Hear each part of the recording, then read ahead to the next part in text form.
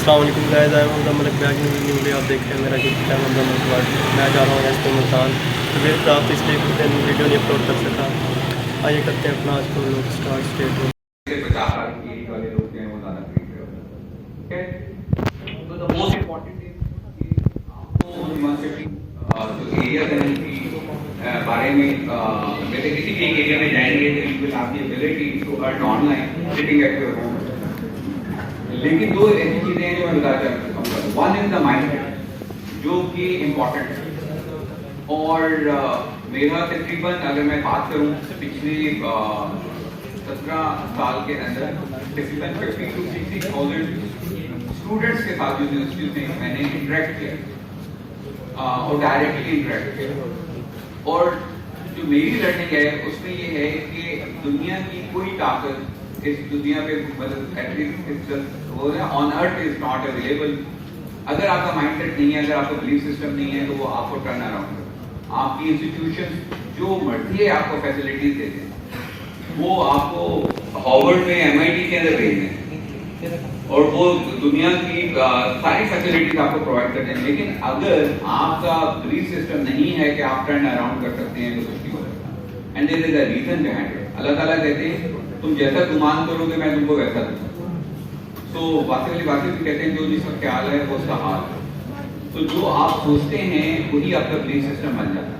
जो belief system बनता है वही पॉसिबिलिटी आपको नजर आती है, जो पॉसिबिलिटीज नजर आती है वही रियलिटी के अंदर कन्वर्ट होती है। सो ऐसा नहीं है कि आप सोच कुछ हो रहे हो और आपके साथ कुछ हो रहा है। वो जो किस्मत और नसीब की बात होती है ना, वो ऐसे नहीं बनती। टू मी मेरी लाइफ की लर्निंग ये है कि जो किस्मत है, या हम बात करते हैं जो किस्मत अच्छी थी ये यहाँ पहुंचे, किस्मत ठीक नहीं हुआ। That is your decision in your life. If you will take a right decision आपकी किस्मत अच्छी हो जाएगी। If you will make a wrong decision आपकी किस्मत जो है वो खराब हो जाएगी। तो बहुत इंपॉर्टेंट है कि आप अपने लाइफ में अपने करियर में जैसे जैसे आगे जा रहे हैं तो अपने जो बिलीफ सिस्टम है उसको स्ट्रेंथन करें। अगर आपको खुद पे यकीन होगा तो दुनिया आपके ऊपर यकीन करेगी। अगर आपको खुद पे यकीन नहीं होगा तो बहुत मुश्किल हो जाएगा आप लोगों के लिए जो है आगे जाना। जो दूसरा एलिमेंट है वो है हमारा मैनेजरियल और लीडरशिप जो आपकी लाइफ में करियर में जैसे जैसे आप जाते हैं तो उसकी इम्पोर्टेंस बढ़ती है। तो आप लोग जैसे यहाँ से ग्रेजुएट होते हैं और बेशक आप सेल्फ एम्प्लॉयमेंट में जाते हैं, एंटरप्रेन्योर बनते हैं या जॉब देखते हैं, सबसे ज्यादा इनिशियली जो आपको स्किल्स रिक्वायर्ड होती है वो आपकी टेक्निकल स्किल्स। दैट इज जो मैं कह रहा हूँ कि around as per our institutional philosophy that is around 20% of your sector. लेकिन शायद वो उस वक्त 80% रिक्वायर्ड है। लेकिन जैसे ही आप 1 साल 2 साल 3 साल गुजारते हैं अपनी फील्ड में, और ई-कॉमर्स इंडस्ट्री में तो शायद 6 महीने में 4 महीने के अंदर वो आप रियलाइज कर लेते हैं। तो जैसे जैसे आप टाइम गुजारते हैं वैसे वैसे आपको पता चलता है कि हाँ कहीं ना कहीं कुछ ना कुछ प्रॉब्लम था, और वो प्रॉब्लम इस वजह से आ रहे होते हैं कि आपके अंदर बाकी जो स्किल सेट हैं उसमें गैप आ रहा है। तो बहुत ज़्यादा जरूरत है कि जहां आप बहुत सी एजुकेशन हासिल कर रहे हैं वहां आप लोग फोकस करें 21st century skills. And there 4 21st century skills जिसके बारे में कहते हैं कि अगर कहीं कोई ऑफिस बॉय है वहां से लेकर अगर मुल्क के प्राइम मिनिस्टर प्रेसिडेंट है, ये जो 4 स्किल्स हैं इसके ऊपर आप फोकस करते हैं यू ग्रो हायर। अगर आप इस पर फोकस नहीं करते और उसमें गैप होता है तो कहीं ना कहीं आप में डेफिशिएंसीज आती हैं और आप अपनी पोजीशन के ऊपर उस तरीके से परफॉर्म नहीं कर पाते और आपके अंदर की जो गैप हैं, लिमिटेशंस हैं वो एक्सपोज होना शुरू होते हैं। So one is critical thinking and other is creativity, then it's a collaboration and then communication. These are 4 C's: critical thinking, communication, collaboration and creativity.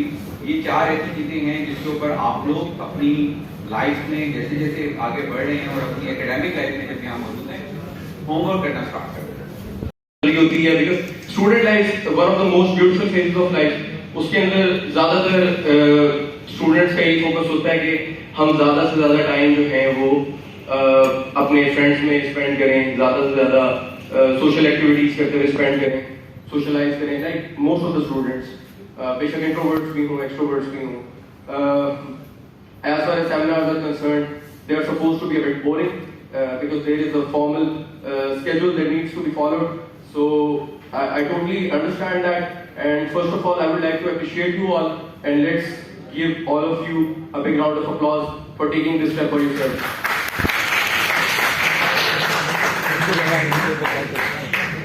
So, regarding my introduction, Malik Usman Tariq, electronic engineer. Academically, I'm an electronic engineer. Graduated from Ghulam Ahmad Khan Institute, that is GT, back in 2017. Afterwards, due to my entrepreneurial nature, I have been involved with many things, and I can proudly say that I have struggled at many.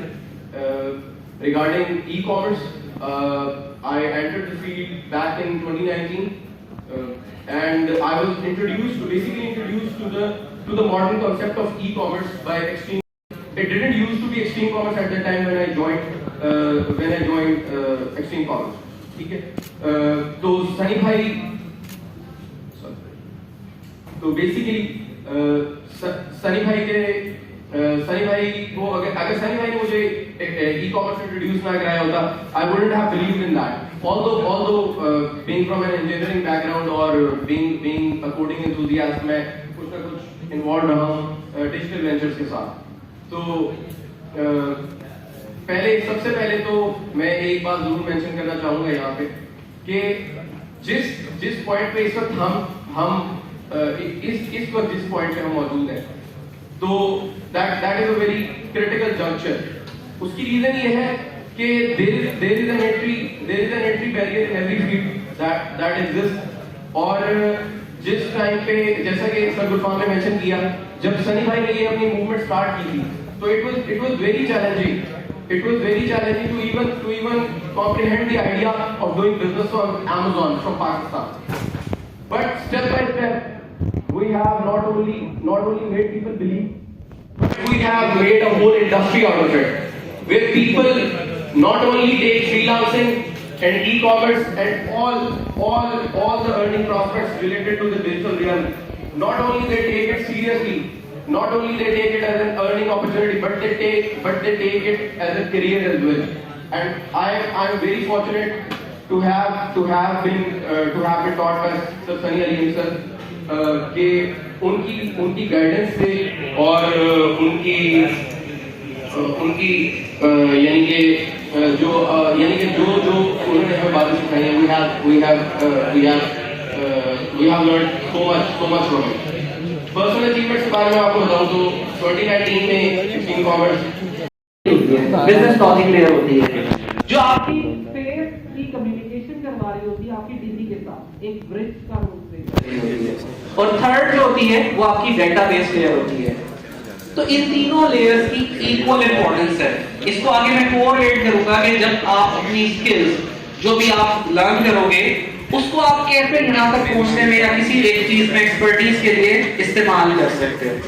तो ये तीनों tears को जब हम अलग कर देते हैं तो हम इस तीनों टीयर्स को डिफरेंट सर्वर्स पे भी रख सकते हैं, इनको चीजों को सिक्योर भी कर सकते हैं, और चाहे तो एक सर्वर पे भी रख सकते हैं, और हम इन चीजों को रीयूज भी कर सकते हैं. नेक्स्ट, ये मैं आप लोगों के लिए एक डायग्राम लेके आया हूँ इन तीनों चीजों को समझाने के लिए. ये आपके लिए बहुत फायदेमंद है. आप ये देखें कि हमने जो प्रेजेंटेशन लेयर को प्रेजेंट करना होता है वो अपने टैबलेट, लैपटॉप या पीसी या मोबाइल पे करना होता है. तो आपकी जो प्रेजेंटेशन लेयर है वो टियर 1 जो आपकी वेब एप्लीकेशन है, जो लोगों को नजर आ रही होती है. जैसे आप एफबीआर की साइट पे जा रहे हैं, एफबीआर को देख रहे हैं, तो जो आपको वो चीज सामने नजर आ रही है वो आप मोबाइल, इस पे लैपटॉप पे भी ले सकते हैं, देख सकते हैं, व्यू कर सकते हैं, और अपनी टैबलेट पे भी कर सकते हैं. जो दूसरी टियर है वो आपकी माइक्रो सर्विसेज है, बिजनेस लॉजिक है, जो आपकी टियर 2 के ला रही है.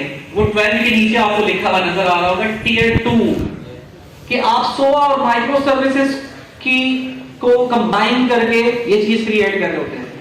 वेब सर्विसेज बेसिकली होती क्या है? देखिए, प्रेजेंटेशन लेयर तो आपको क्लियर है, जो आपको सामने नजर आ रहा है. जो सामने नजर आ रहा है वो आपकी वेब एप्लीकेशन है. अब वेब एप्लीकेशन जो आप अगर एक ऑथराइजेशन करते हैं, आपने यूजर नेम दिया, पासवर्ड दिया, और आपको एक रिस्पांस आता है कि आप ऑथराइज्ड हैं इस चीज को यूज करने के लिए, और आप होम पेज पे जाते हैं. तो वो जो डाटा वेरीफाई करके ला रहा है वो आपकी माइक्रो सर्विसेज है, वो आपकी माइक्रो सर्विसेज है। ये बिल्कुल सेपरेटली पड़ी होती हैं और सिक्योर होती हैं। आप जैसे एक URL से एक वेबसाइट को एक्सेस करते हैं, इसी तरीके से इस वेब सर्विस को भी एक्सेस करते हैं। तो इसलिए एक प्रॉपर फील्ड है वेब सर्विसेज को खाली बनाने की, कि आप सिर्फ वेब सर्विसेज बना रहे हैं, आप फेस बना ही नहीं रहे। इसको सिक्योर करने के लिए हम गेटवे यूज करते हैं। इस गेटवे को हम फिलहाल इग्नोर करते हैं। बैक पे हमारे पास आती है DB, जिसके साथ वो माइक्रो सर्विसेज आपकी कम्युनिकेट कर रही होती हैं। मींस कि अगर डाटा हमें कुछ भी हम रिक्वेस्ट करते हैं तो वो हम माइक्रो सर्विसेज को करते हैं और माइक्रो सर्विसेज हमें डेटाबेस से वो डाटे को लाके या रिस्पांस लाके हमें वापस देती हैं। अब यहाँ पे आप ये देखेंगे 3 टियर का हमें फायदा क्या हो रहा है।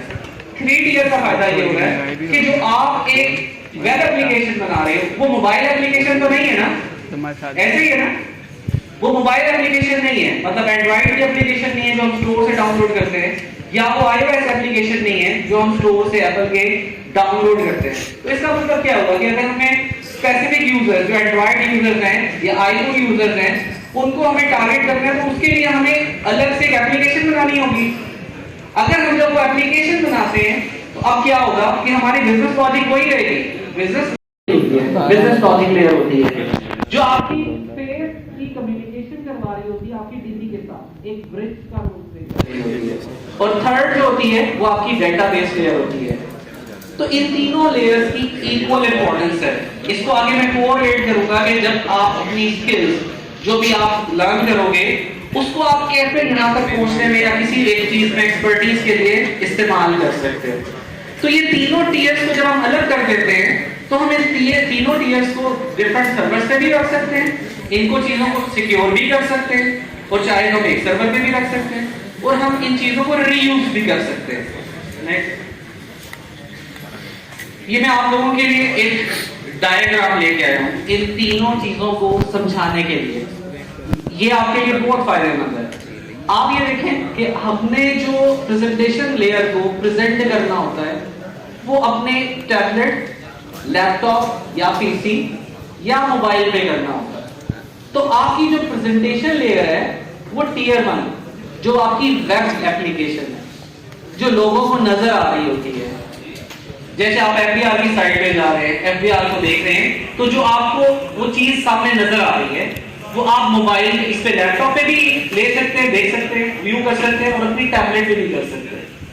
जो दूसरी टियर है वो आपकी माइक्रो सर्विसेज है, बिजनेस लॉजिक है, जो आपकी टियर 2 के ला रही है। वो 12 के नीचे आपको लिखा हुआ नजर आ रहा होगा टियर 2, कि आप SOA और माइक्रो सर्विसेज की को कंबाइन करके ये चीज क्रिएट कर रहे होते हैं। वेब सर्विसेज बेसिकली होती क्या है?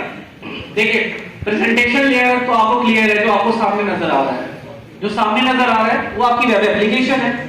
अब वेब एप्लीकेशन जो आप अगर एक ऑथराइजेशन करते हैं, आपने यूजर नेम दिया, पासवर्ड दिया, और आपको एक रिस्पांस आता है कि आप ऑथराइज्ड हैं इस चीज को यूज करने के लिए, और आप होम पेज पे जाते हैं, तो वो जो डाटा वेरीफाई करके ला रहा है वो आपकी माइक्रो सर्विसेज है, वो आपकी माइक्रो सर्विसेज है।